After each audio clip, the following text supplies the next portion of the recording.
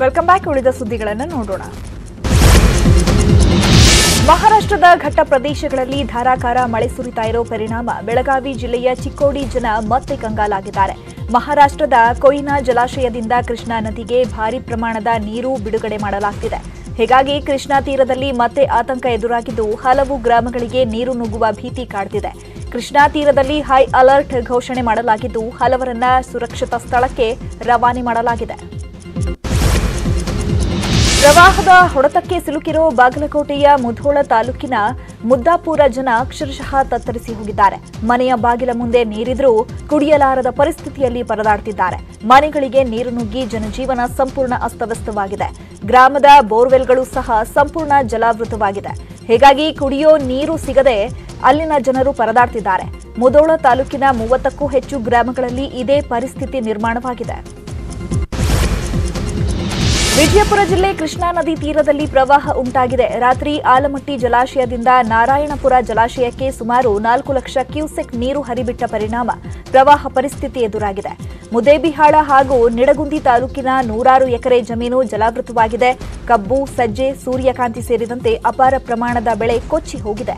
ಹಾಗೆಯೇ ರಾಯಚೂರು ಜಿಲ್ಲೆಯಲ್ಲಿ ನಾರಾಯಣಪುರ ಡ್ಯಾಂನಿಂದ ಕೃಷ್ಣಾ ನದಿಗೆ 4 ಲಕ್ಷ ಕ್ಯೂಸೆಕ್ ನೀರು ಹೊರಬಿಟ್ಟ ಪರಿಣಾಮ ಶೀಲಹಳ್ಳಿ ಬ್ರಿಡ್ಜ್, ಹೂವಿಹಡಗಿ ಬ್ರಿಡ್ಜ್ ಸಂಪೂರ್ಣ ಮುಳುಗಡೆಯಾಗಿದೆ. ಜಲದುರ್ಗ ಸೇತುವೆ ಬಳಿ ಅಪಾಯದ ಮಟ್ಟ ಮೀರಿ ನೀರು ಹರಿತಾ ಇದ್ದು ಇದೊಂದು ಮುಳುಗಿದ್ರೆ 100 ಗ್ರಾಮಗಳ ರಸ್ತೆ ಸಂಪರ್ಕ ಕಡಿತವಾಗಲಿದೆ. ಇನ್ನು ನೆರೆಯ ಹೊಡೆತಕ್ಕೆ ಸಿಲುಕಿರೋ ಯಾದಗಿರಿ ಜಿಲ್ಲೆಯ ಸುರಪುರ ತಾಲೂಕಿನ ನೀಲಕಂಠರಾಯನಗಡ್ಡಿ ಗ್ರಾಮ ನಡುಗಡ್ಡೆಯಾಗಿದೆ.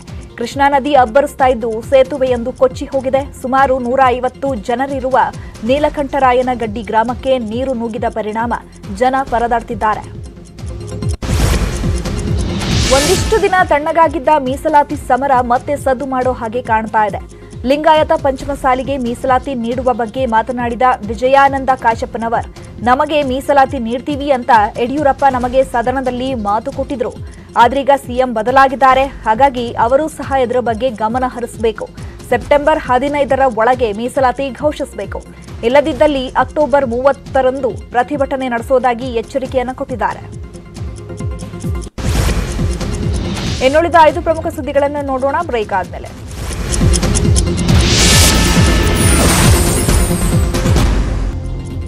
Welcome back. ಉಳಿದ ಸುದ್ದಿಗಳನ್ನು ಒಂದೊಂದೇ ನೋಡ್ತಾ ಹೋಗೋಣ. ಶಿಕ್ಷಣ ಕ್ಷೇತ್ರದಲ್ಲಿ ಮತ್ತೊಂದು ಕ್ರಾಂತಿಕಾರಕ ಹೆಜ್ಜೆಯಾಗಿ ಡಿಗ್ರಿ ಸ್ನಾತಕೋತ್ತರ ದಂತ್ಯ ವೈದ್ಯಕೀಯದಲ್ಲಿ ಶೇಕಡ 27 ಒಬಿಸಿ ಮೀಸಲಾತಿ ಘೋಷಿಸಲಾಗಿದೆ. ಆರ್ಥಿಕ ದುರ್ಬಲ ವರ್ಗಕ್ಕೆ ಶೇಕಡ 10 ಮೀಸಲಾತಿ. ಪ್ರಸಕ್ತ ಶೈಕ್ಷಣಿಕ ವರ್ಷದಿಂದಲೇ ಒಬಿಸಿಗೆ ಶೇಕಡ 27 ಮೀಸಲಾತಿ ಎಂದು ಮೋದಿ ಸರ್ಕಾರ ಘೋಷಿಸಿದೆ. ಶಾಲೆ ಆರಂಭಕ್ಕೆ ಸರ್ಕಾರ ಸಕಲ ಸಿದ್ಧತೆ ಮಾಡಿಕೊಳ್ಳುತ್ತಾ ಇದ್ದು ಆಗಸ್ಟ್ 2ರಿಂದಲೇ ಶಾಲೆಗಳು ಆರಂಭವಾಗುವ ಸಾಧ್ಯತೆ ಇದೆ. ಶಾಲೆ ಆರಂಭದ ಕುರಿತು ಟಾಸ್ಕ್ ಫೋರ್ಸ್ ಸಮಿತಿ ವರದಿ ಸಲ್ಲಿಕೆ ಮಾಡಿದ್ದು ಶಾಲೆ ಹಾಗೂ ಪಿಯು ಕಾಲೇಜು ಆರಂಭಿಸಲು ಸಲಹೆ ನೀಡಿದೆ.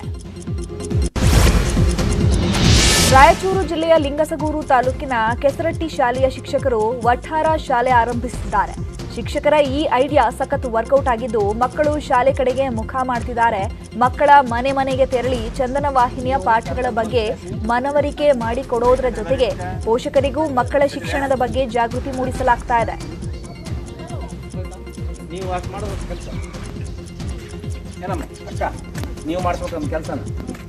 ನೀವು ಕರ್ಕೊಂಡ್ ಬಂದ್ ಕಾಸಿ ಕೈ ಕಟ್ಟರೆಲ್ಲರಿಂದ ಕಟ್ಟಿದೆ ಕಟ್ಟಿದ ಕೈ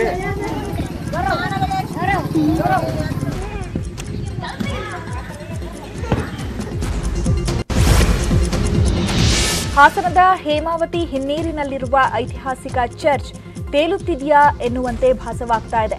ಈ ರಮಣೀಯ ದೃಶ್ಯ ಪ್ರವಾಸಿಗರನ್ನ ಕೈಬೀಸಿ ಕರೀತಾ ಇದೆ. ನೀರಿನಿಂದ ಸಂಪೂರ್ಣ ಆವೃತವಾದಂತೆ ಕಾಣ್ತಾ ಇರೋದ್ರಿಂದ ವೀಕೆಂಡ್ನಲ್ಲಿ ಪ್ರವಾಸಿಗರ ದಂಡೆ ಹರಿದು ಬರ್ತಾ ಇದೆ. ಗುಜರಾತ್ನಲ್ಲಿ ಕೃಷ್ಣ ಮೃಗಗಳು ಹಿಂಡು ಹಿಂಡಾಗಿ ರಸ್ತೆ ದಾಟುತ್ತಿರುವ ವಿಡಿಯೋ ಕ್ಯಾಮೆರಾ ಕಣ್ಣಲ್ಲಿ ಸೆರೆಯಾಗಿದೆ. ಭಾವನಗರದ ಕೃಷ್ಣ ಮೃಗಗಳ ರಾಷ್ಟ್ರೀಯ ಉದ್ಯಾನದಲ್ಲಿ 3000ಕ್ಕೂ ಹೆಚ್ಚು ಕೃಷ್ಣ ಮೃಗಗಳು ಒಂದೇ ಬಾರಿಗೆ ರಸ್ತೆ ದಾಟಿವೆ. ಪ್ರಧಾನಿ ನರೇಂದ್ರ ಮೋದಿ ಕೂಡ ಈ ಸೊಬಗಿನ ದೃಶ್ಯಕ್ಕೆ ಮಾರು ಹೋಗಿದ್ದು ಎಕ್ಸಲೆಂಟ್ ಎಂದು ಕೊಂಡಾಡಿದ್ದಾರೆ.